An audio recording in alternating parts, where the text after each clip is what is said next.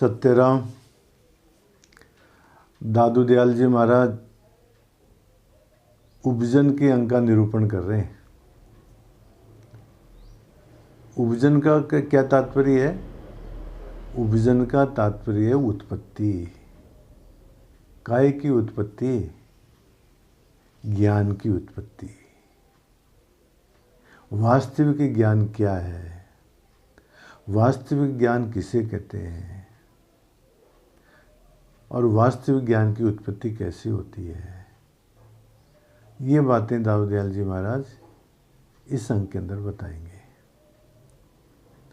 तो दयाल महाराज कहते हैं, द्वैपक उपजी पर हरे, निरपक अनुभय सार, एक राम दूजा नहीं, दादू लेहु विचार।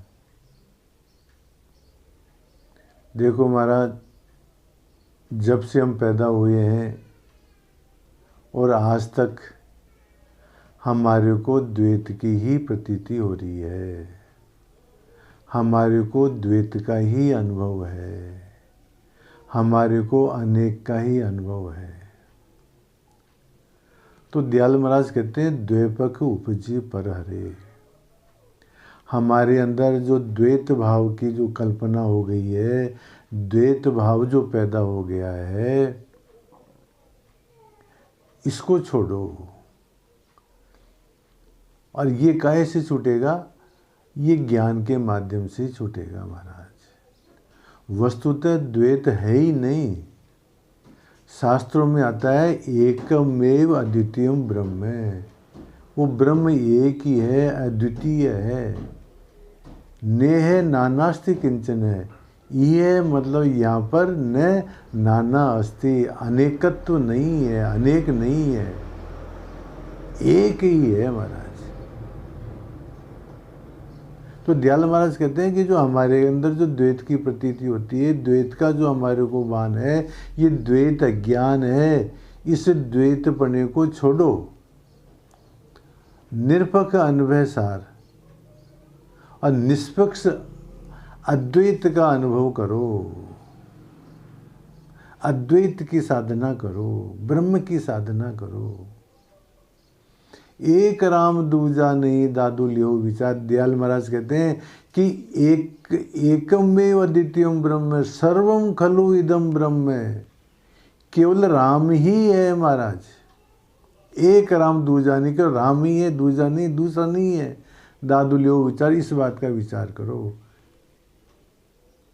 दयाल महाराज यहाँ पर अद्वैत सिद्धांत के विचार कर रहे हैं, अद्वैत सिद्धांत का विचार कर रहे हैं कि हमारे अंदर जो द्वैत की प्रतीति होती है, इसको खत्म करने की कोशिश करो और निष्पक्ष रूप से परमात्मा एक ही है, आत्मा एक ही है, इस बात का विचार करो। ये बात कह रहे हैं। और कह रहे हैं दयाल महाराज, काया ब्यावर गुणमयी, मनमुख उपजे ज्ञान, 84 लाख जीव को इस माया का ध्यान। अब देखो, ऊपर जो ये बात कहा था ना, कि बात कही थी ना कि वह द्वैत भाव को दूर करो। तो ये द्वैत भाव क्यों पैदा होता है, इसका कारण बताते हुए दयाल महाराज कहते हैं कि काया ब्यावर गुणमयी। ये हमारा जो शरीर है, ये माया से उत्पन्न हुआ है। इस कारण से ये क्या है, मतलब मायिक है। और मायिक होने के, माया के कारण से हमारे को द्वैत की प्रतीति होती है। काया ब्यावर गुणमयी। ये काया जो है, माया से पैदा होने के कारण से मायावी है।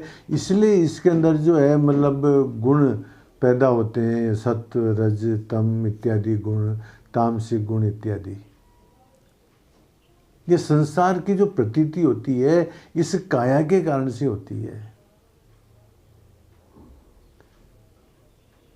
काया ब्यावर गुणमयी, मनमुख उपजे ज्ञान। इस काया के अंदर सभी प्राणियों को संसार विषय के ज्ञान ही पैदा होता है। सांसारिक विचार ही होते हैं। परमात्मा का विचार नहीं होता है, क्योंकि ये शरीर मायिक है इसलिए। और ये जो हमारा प्रत्यक्ष अनुभव है, हमारे को ब्रह्म की प्रतीति नहीं होती है, ब्रह्म का अनुभव नहीं होता है, ब्रह्म के प्रति हमारी जिज्ञासा नहीं होती है। हमारे को तो ये सांसारिक प्रवृत्ति, सांसारिक माया की ही हमेशा ध्यान रहता है कि ये इकट्ठा कर लो, वो इकट्ठा कर लो, ऐसा कर लो, वैसा कर लो। क्यों ये जो शरीर जो है माया का कारण है। इस कारण से हमारे को बस सांसारिक विषयों का ही ज्ञान होता है, सांसारिक विषयों में ही प्रवृत्ति होती है, ब्रह्म के प्रति प्रवृत्ति नहीं होती, क्योंकि ये हमारा शरीर क्या है, मायिक है। इसलिए हमारे को ब्रह्म के बारे में प्रयत्न करना चाहिए।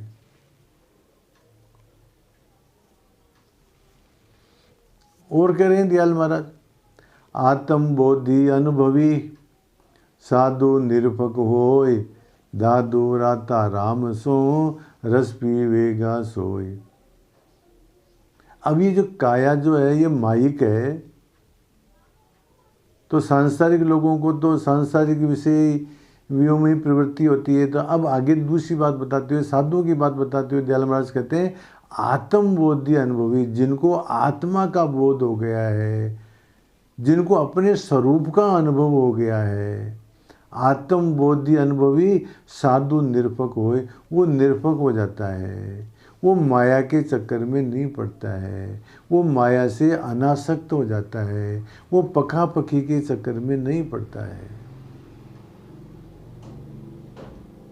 आत्मबोधि अनुभवी साधु निरपक होए, जो आत्मा का अनुभव जिसको हो गया है, जिसको अपने स्वस्वरूप का बोध हो गया है, वो साधु जो निरपक हो जाता है। दादू राता राम सो रस पीवेगा सोए, उस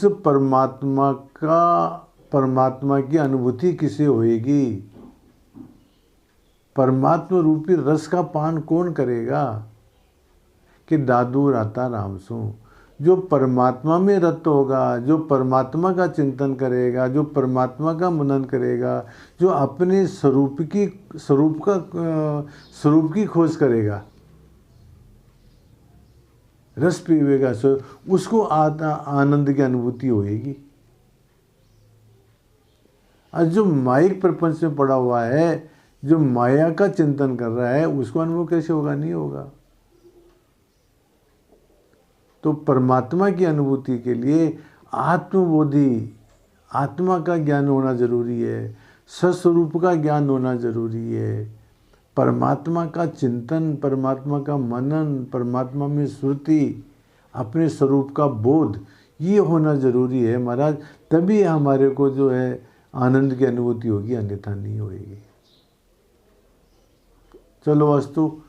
इस प्रकार से दादू दयाल जी महाराज इस उपजन के अंक के अंदर कहते हैं कि वास्तविक बात तो ये है कि एकमेव अद्वितीयम ब्रह्म, ब्रह्म ही है। ये जो द्वैत की जो प्रतीति होती है, ये भ्रांति है,